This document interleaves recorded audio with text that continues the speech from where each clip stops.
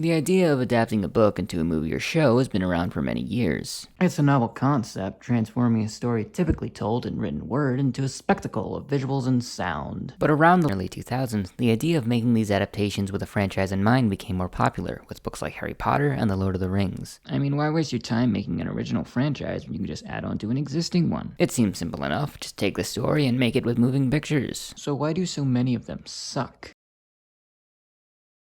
Percy Jackson is often cited as one of these less-than-stellar adaptations. Based on the books by Rick Riordan, the film series first started in 2010 with The Lightning Thief. Following its release, the film received criticism for its deviation from the original source material. The basic idea is there. Kid finds out he's a son of the Greek sea god and is blamed for stealing a zappy stick, so he goes on a quest to clear his name with help from Goat Boy and Wisdom Teeth. But there are a lot of changes that greatly affect the impact of a story overall, such as adding in a generic fetch quest with pearls and a rushed love story between the main characters that's given more time to develop in the book series. Some of the characters' motivations change so much that they cease to be as interesting. Like Grover, whose subplot about going out and believing in himself is completely absent from the film. These problems would also carry on to the movie's 2013 sequel, Sea of Monsters. A more recent offender of these actions is a 2020 adaptation of Owen Colfer's Artemis Fowl, where once again, the plot is basically the same. Boy genius uses big brain to outsmart fairies via hostage situation. But again, things have changed. Artemis's motivation in the film is finding his father, while book Artemis is just like, give us some money! There's also a missing subplot of Captain Holly Short being the first female captain of her division and trying to prove herself in her position. The book has no real big bad villain, with it mostly revolving around Artemis bargaining for gold with the fairy people. On the other hand, the film decides to have someone hold Artemis's father hostage and serve as a catalyst for the film's events. The way I see this,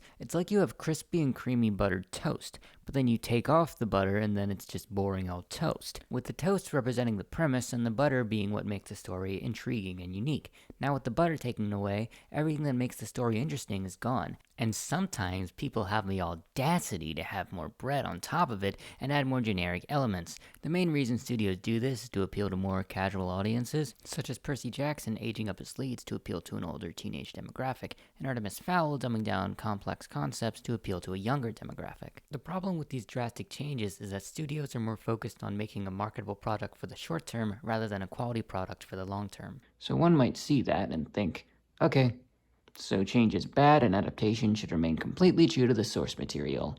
But this isn't always the case. Case in point, Umbrella Academy. Based on the comic series by Gerard Way and Gabriel Ba, the Netflix series takes the premise of a young superhero team growing up into mentally disturbed adults and takes it to a new level. To give the comic credit, it does a good job establishing each character being as short as it is, with only around 5 chapters per story arc. But with the Netflix series having 10 episodes per arc with around 50 minutes in each episode, there's more time to develop the story. For example, the character of Diego is given an ex-lover in the series, who adds to his persona of being an angry loner while being a developed character in her own right. With Allison, her past troubles with her powers and her daughter are given more depth. The events of the story are also switched up to improve cohesion and flow. The way I see changes like these is that you have buttered toast again. This time, it's a different brand of butter, but it's still butter, so it still tastes good. What I want you to take away from this is that when you're making an adaptation, it's okay to make changes when they improve the story you're trying to tell. Just remember to keep the spirit, soul, and message of the original intact to please everyone. At least that's what I think. Tell me your thoughts in the comments below, and I